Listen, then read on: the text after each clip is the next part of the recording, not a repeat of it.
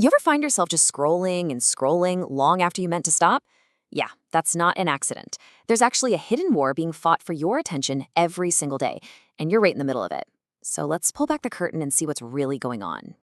So let me just ask you this straight up. When you pick up your phone, who is really in charge? Is it you?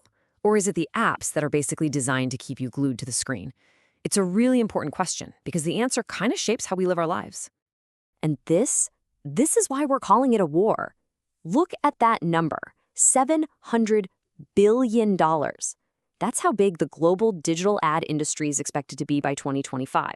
I mean, that's an economy bigger than many countries. And it's all powered by just one thing, your attention.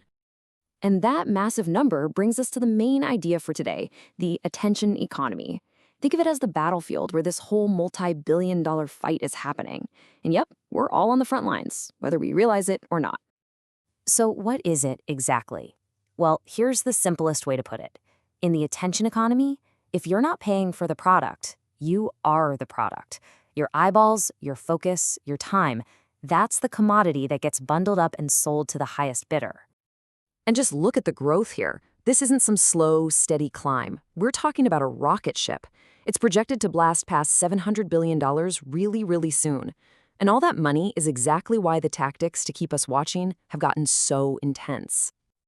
This right here, this is the prize they're all fighting for. Our time. On average, we're spending almost 7 hours a day looking at a screen. And get this, the vast majority of that is just on our phones. That is a huge chunk of our waking life that's up for grabs. So, how do they do it? How do they get so much of our time? Well, it's not exactly a fair fight.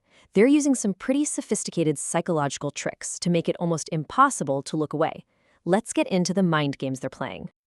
This quote just nails it. Think about a slot machine in a casino. You keep pulling that lever because you never know when you're going to get a reward, right?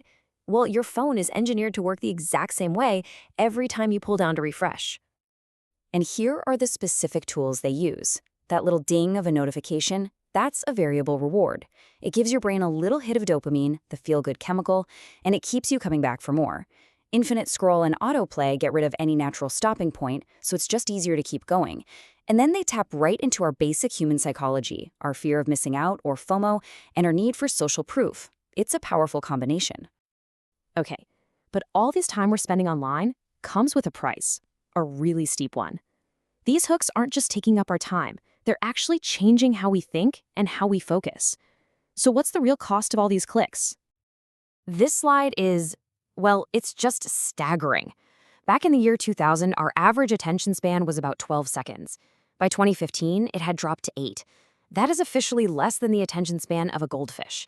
And, it's kind of a funny little fact, but it's also a pretty scary sign of how our brains are changing. And the impact goes way deeper than that. Studies are showing clear links between all this screen time and things like rising anxiety and poor sleep. It messes with our productivity because our brains are just constantly switching from one thing to another, leaving us feeling completely scattered and just drained. Okay, so that's the problem. It's big, it's everywhere, and it's literally designed to be addictive. But, and this is a really important but, you are not powerless in this fight. The real question is, what can we do about it? How do we start to take back control? All right, let's get to the solution. We're going to walk through a simple but really powerful toolkit for what some people call digital minimalism. Now, this isn't about giving up technology and moving to a cabin in the woods. It's just about using tech on your own terms. Here are 5 practical steps to get you started. First up, audit your screens. Use the tools already on your phone to see where your time is really going. You might be surprised. Number 2, tame your notifications. A good rule of thumb is to turn off every single alert that doesn't come from a real person. You decide when to check for updates. 3, curate your space. This is a big one. Get your phone out of the bedroom. A real alarm clock is cheap, and your sleep will thank you. 4, build better habits. Figure out when you scroll, like when you're bored, and have a backup plan, like a book or a podcast. And 5, this is a great trick. Go grayscale. And this little chart shows exactly why that grayscale trick works so well. A full-color screen, it's exciting, it's distracting, it gives your brain those little dopamine hits. A grayscale screen? It's functional, it's boring. It turns your phone from a shiny toy back into a simple tool, and it breaks that whole addictive cycle. Now, the key here is not to get overwhelmed. You don't have to do all this stuff at once. Just start small, pick one thing from that list, and just try it for a week. Maybe you just turn off notifications for one app. Small changes can build some serious momentum. At the end of the day, this is what it's all about. Taking back your attention isn't about depriving yourself. It's about getting your freedom back. Freedom from the constant pings and the endless feeds. You're really just trading distractions for a life with more focus. So I'll leave you with this final thought. Your attention is your most valuable asset. It's the currency you use to experience your life, to build your future. And in a world that's trying to steal it and sell it every chance it gets, the most important question you can ask yourself is, how will you invest yours?